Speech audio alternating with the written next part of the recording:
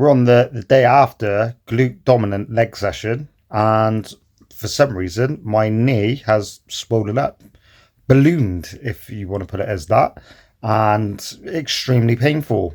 I don't know where it's come from. Didn't feel any pain while I trained yesterday, and didn't feel any pain afterwards either. It felt fine, but then went to bed, woke up, and it was like it. So again, another one of those joys of being over 40 and having well, basically my dad used to suffer with arthritis. He had every form of arthritis, and as I've mentioned before, I've suffered with gout since I was in my 20s. So I think it's pretty much connected to that. Right now, it is about the rest, relaxation, leg raised, painkillers, anti-inflammatories, you name it. And so I can live to fight on another day. It's not about having an injury or having illness or however it is and just dealing with it. It's about the fact that, one, find ways of how to minimize it. But two is also the fact that everybody has this picture perfect idea of what, like, PTs, fitness instructors, influencers, all of the guys out there, everything always looks picture perfect. But you do get days when things just don't go your way. And it's not about what happens to you, it's how you deal with it and how you get back on your feet. Day 2, leg still swollen. And I'm starting to move about a bit more on it. The struggle I've got right now is it's not so much bending, it's actually straightening my knee. I had a lot of pain last night, so I struggled to sleep. Didn't get to sleep till about 5 o'clock in the morning, so slept right through this morning. Feel all right now. I managed to get in the shower. I've got one of those showers where it's above the bath, so I had to be really extra careful in case of slipping. But yeah, feeling a lot better now I've had a shower. Just taking some anti-inflammatories and painkillers, so I'm starting to feel a little bit more at ease as well, although I don't like constantly taking medication. But I can really tell you that this kind of stuff really does get you down. So I've dealt with quite a few injuries in my lifetime. I'm 42 years old now, and I've trained for over 20 years. And I've always worked around my injuries. So when I was 28, I had a full hip replacement, which did mess me up mentally more than it did physically. Took quite a while to get around it and really focus and change habits and basically rebuild my strength and get back to doing normal functional things before even lifting weights and stuff again. But since then, I've also ruptured the patella tendon on the opposite leg. And when I say ruptured, I ruptured it, but it's probably classed more as a partial rupture. But it was to the point that there was about 5% left attached. But I did that not only once, but twice. And that was caused through tendonitis. So being a typical male, literally working through pain. So, you know, when you hear all the motivational things out there where they always like, keep going, train, you got to train, don't be a pussy, keep pushing. 365 days, say, 7 days a week. And yeah, don't give yourself excuses. Well, that's why I really promote the fact that you need to listen to your body, because I'm prime example of not listening to your body and then causing yourself injury. And funny enough, the knee that is swollen up, flared up, whatever you want to call it, is the same knee that I've had injury with before in the past. So there was nothing that was immediate that stands out that I've done anything to it, but just purely there's enough around it that can, parts of the recipe that could cause issues like this to happen, in the sense of being tired, being overworked, not giving yourself time to recover, overtraining even. Remembering that overtraining is relative to yourself. So it's not the fact that you can't train 7 days a week. It's more about the fact that depending on what your work schedule is, how much nutrition you've got in, how much fluid. I know myself that if I let myself get dehydrated, because let's be honest, it's no one else's fault if you become dehydrated. It's my fault.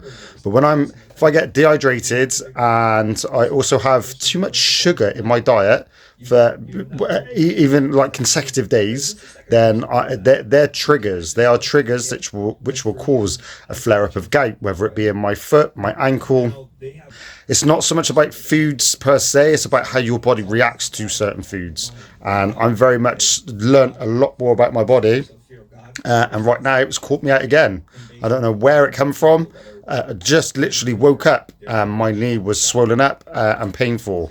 Which I did a lot of research on and found that the traditional ways of thinking about gout actually is not the way it actually is. Sugar is the root cause to pretty much every form of inflammation, illness, disease, and any kind of autoimmune issue. Hey, so this is day 8. So I left a few days because obviously we've had Christmas. Since my knee flaring up, it started to ease up. Then it dropped down to my ankle on the same leg. And here's a picture of it. As you can see, it went really swollen, really red. And I was taking naproxen, taking painkillers, keeping it elevated, doing all the right stuff. And it got worse. Then it started to ease up a little bit.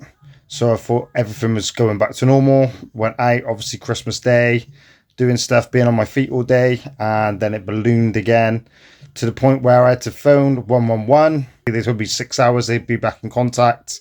It worked out about 42 hours before they got back in contact. Then I had to get back in contact with them again because it looked or appeared that it was starting to rise up my leg, which could well have been cellulitis septicemia. Luckily enough, though, it hasn't turned into anything. I didn't really get a fever. I did feel a bit ill, but I wasn't, really, really rough. But yeah, been on medication. I feel crap. I haven't been able to move, and it's definitely come down now. The pain is easing up, but it's still very painful, still awkward to walk on. So right now, if I'm honest, I can't wait to get back to training. So my goal going into 2024 is to not have another flare-up. And I'm going to do this with, aim to do this without medication. It is very much going to be me concentrating and knuckling down on nutrition. I think the prime example is that we hear all the time, nutrition is key. It really is. You only have to look at the fact that if you eat poorly, you feel poorly. If you eat good, you feel good. And I don't think enough people actually talk about it, especially from the fitness world. But I think it's something that needs to be addressed. I'm not someone that goes out drinking all the time. I don't eat crap food all the time. I do eat well. I live by 80-20. So 80% of the time, eat really well. 20%, yeah, let your hair down, have a takeaway. But it just goes to show that if you have genetic predispositions, then you have to be even more mindful. But also on top of that, it's not just that. I think it's also the fact that as we age, our body works differently.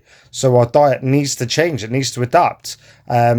You always hear it about people that are older. They always say, they do what they do. So they're going to continue to do what they do because they've always done it. I know that was a bit of a mouthful, but very much that, that your body changes, everything adapts, everything changes. Look at the environment, everything changes all the time. In your 20s, we're invincible. We can get away with pretty much most things. But if you continue with the same habits you had in your 20s into your 40s, then sooner or later your body's going to start fighting back and telling you, look, I don't like it, I can't handle it, and it starts shutting down on you. And let's be honest, the reason you get into health and fitness is because you want to be fit and healthy. So it's not all just about the aesthetics and how great you look, how much muscle you've got, although that does play a big part because muscle is one of the biggest indicators to longevity. So I'm very much an advocate of gaining muscle. But it's not just that. It's about the nutrition, what fuel you're putting into your body. Of course, there are foods that we all like and we all like to have an indulgence of. But there are certain foods, might not be fair, but there are certain foods that just don't agree. And so for me, for 2024, my goal is to completely change everything around and make sure I stay away from medication. And I'm going to do a lot more about this journey of keeping inflammation markers down and getting fit, healthy, creating the aesthetic body, and being the best I've ever been going into my 43rd year. Day 9, and I am on my feet. Right, I am so glad to be able to get back up and start walking again. Swelling still there, has definitely come down. Pain has definitely eased up. So I've come out for a nice little walk for some much needed air and movement, because being stuck, led up, I felt like a slob. So I'm glad to be back about and moving. I can honestly say though, I've had much worse attacks, much more painful, but by far this is the longest that I've had. 9 days where I've not been able to really do anything. Also, my nutrition is definitely going to change. It's going to be very much consistent of whole foods, but as I always preach about, at least 1 gram of protein per pound of body weight. Very much fruit, fresh veg, constantly, because I've noticed that I've kind of reduced, not consciously, but reduced the amount of fruit that I've been getting into my diet. So very much fruit and veg, plenty of, and I'm going to reduce a lot more of the starchier carbs. All of this is not going to be for like aesthetic reasons. It's very much going to be for optimal health, managing these outbursts or flare-ups that I've had, because if you've never suffered with it, you wouldn't know. But anyone that's ever suffered with it, if you've done it, you know exactly what I'm talking about. And it's ridiculous when you get it, when you think about how much exercise, fitness and stuff that I do. Then all of a sudden my ankle balloons up and I can't even put a pair of socks on properly. Yeah, it is ridiculous. So the goal is for 2024 to make sure that I don't get any flare-ups, and I want to control it through nutrition. I want to stay away from medication as much as possible.